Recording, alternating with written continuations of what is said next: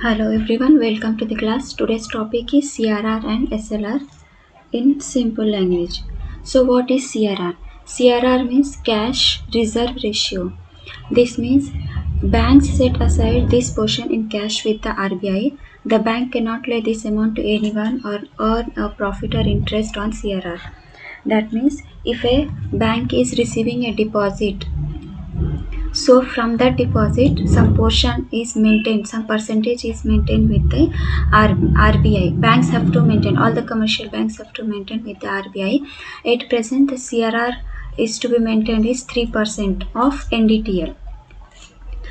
So, what is NDTL? NDTL is net demand and time liabilities. How this net demand and time liabilities is calculated? Net net demand and time liabilities equal to demand liabilities plus time liabilities plus other demand and time liabilities plus liability to others minus assets with the banking system. So after calculating all this, we will get the net demand and time liabilities. We will discuss about this in detail. First, understand with the example what is CRR. When someone deposit rupees 10,000 with the bank, it increases the deposits of a bank by rupees 10,000. So what happened from this 10,000? If the CRR is 9%, for example, if the CRR is 9%, then the banks have to hold 900 rupees with the RBI, with the central bank. This means they can lend only 9100 to the borrowers or the one who comes for the credit purpose. That means if a bank is receiving 10,000 deposits and if the CRR rate is 9%, so banks have to deposit rupees 900 with the central bank. So central bank, and the remaining amount only he can give for the credit purpose. This is total CRR. So always the bank will have to maintain CRR with the RBI, and it changes every time. At present it is 3%. So the CRR is maintained of what? It is maintained of net demand and time liabilities. What is demand liabilities and what is time liabilities? Demand is whenever we approach a bank and we ask for a cash from our saving account or DD or mail transfer. So the amount we get whenever we demand it, that is called a demand deposits. The demand liabilities includes current deposits, demand liabilities portion of savings bank deposits, margins held against letter of credit, balances in overdue fixed deposits, cash certificates and cumulative or recurring deposits, outstanding telegraph transfer, mail transfer, DD, unclaimed deposits, money at call and short notice from outside the banking system should be shown against liability to others. All this comes under the demand liabilities. What is time liabilities? Time liabilities means we can get the money from the bank only after a stipulated time, like fixed deposits. So what are time liabilities? Time liabilities are those liabilities of a bank which are payable otherwise on demand. This includes what are fixed deposit. Fixed deposits we can get only after a fixed period of time. Cash certificates, staff security deposits, time liabilities, portion of savings deposit account, margin held against letter of credit, gold deposit. All this comes under time liabilities. What are other demand and time liabilities? This includes all those miscellaneous liabilities which are not covered in the above two types of liabilities, such as interest accrued on deposits, unpaid dividend which is still unpaid, suspend account balances. Sometimes the balances of a person gets account of a person gets suspend. So suspense account balance showing the amount due to other banks or public, participation certificates issued to other banks, cash collaterals, etc. Like we will be getting cash after if you deposit some collateral into the bank. All this comes under demand and time liabilities. So CRR is calculated on the demand NDTL. NDTL means net demand and time liabilities. So I have shown you what comes under demand liabilities, time liabilities, and other demand and time liabilities. So why this CRR is calculated by the banks? Why this CRR is calculated by the banks? So there are some objectives. That's why the Reserve RBI will ask the banks to maintain the certain portion of CRR with the RBI. First is cash ratio. CRR ensures that a part of bank's deposit is with the central bank and is hence secure. If the RBI does not ask banks to maintain a certain portion of amount with the RBI, what happens when the banks starts giving the whole amount as a loan? So what happens if the loans are not repaid, if the defaulters do not repay their loan, what happens? The NPA of a bank will increase. So to overcome all that, the CRR is maintained by commercial banks. Another objective of CRR is to keep inflation under control. To keep inflation under control, CRR is maintained during high inflation. How it is maintained?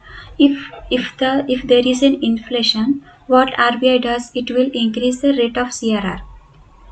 If the rate of CRR increases, what happens? The bank will lend to the customers very less, because as the CRR increases, the money with the bank decreases. So it cannot lend more to the outsiders. So what happens? The money will be with RBI, not with the bank, a certain portion of it. So the banks, to lower the bank's loanable funds. So CRR is to regulate the money supply, level of inflation. CRR is also used to regulate money supply, how to control the money, level of inflation, how to control, and liquidity in the country. So if the more money is pumped into the country, what happens? There will be no value for the money. So the RBI regulates on all the commercial banks. The higher the CI, the lower is the liquidity with the banks. If the CRR is high, if the CRR is high with the bank, if the CRR is high, what happens? The banks will have to maintain certain portion of deposits with the RBI. So they will be left with only little amount, and only from that little amount they have to offer the loan. So the higher the CRR, the lower is the liquidity. So there will be no liquidity in the market. And if the lower is the CRR, the higher will be the liquidity. If the CRR rate decreases, the more money will be with the bank, and they will be lending the money to the customer. This is whole about CRR. What all have we studied about CRR? CRR is cash reserve ratio, and it is calculated on net demand and time liabilities. At present the CRR rate is 3% of NDTL. And CRR is always maintained in cash with only RBI. Banks cannot keep the CRR amount with them. And what about assets with banking system? It includes balances with bank in current account. Current account is mainly maintained by the businessman.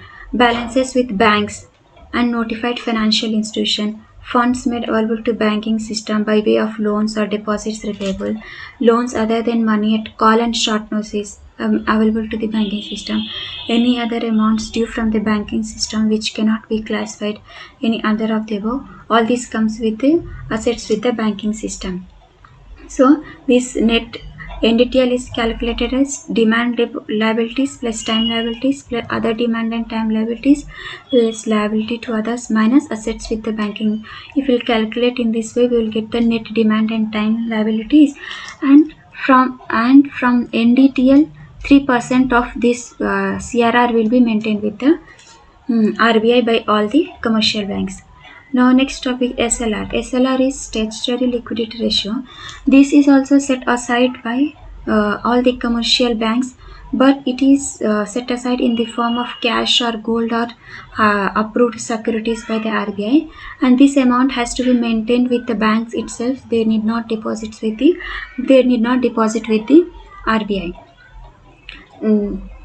And the SLR was prescribed by Section 24 of the Banking Regulation Act 1949. So what about impact of SLR? And at present the SLR is 18% of total deposits. What happens if the SLR is lower and if the SLR is higher? Suppose if SLR lower means banks can lend more money to the borrowers at at a cheaper rate of interest. If the rate of SLR is lower, the banks can can lend to persons with a cheaper rate of interest.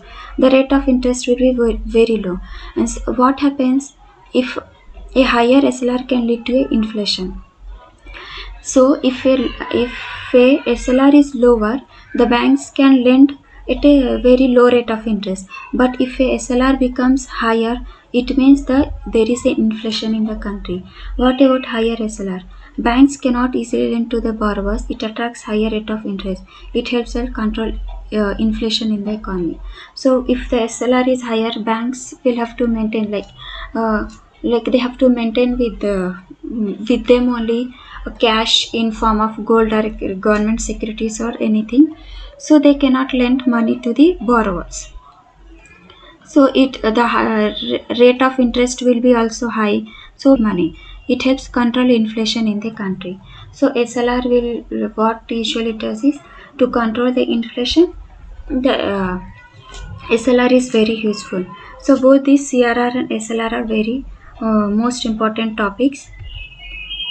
And the main objectives of SLR is to control the money supply, how much money is to be supplied in the economy. SLR is very helpful. Through SLR, the central bank for commercial bank to invest in government securities.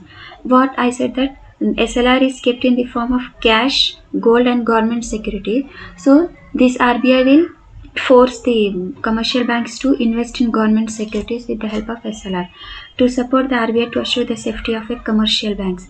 So safety will be there to the commercial banks. If they start lending all the money to the borrowers, and if it becomes default, then what will be the condition of the bank? It will be bankrupted. So this SLR, RBI's, these are all the tools to regulate the bank. To control the expansion of bank credit, RBI can increase or decrease bank credit expansion by changing the SLR rate. So the banks cannot provide credit to the borrowers. This SLR and CRR is used by the RBI to control the banks. Thank you all. This is all for today. Thank you all, and bye. Have a good day and take care.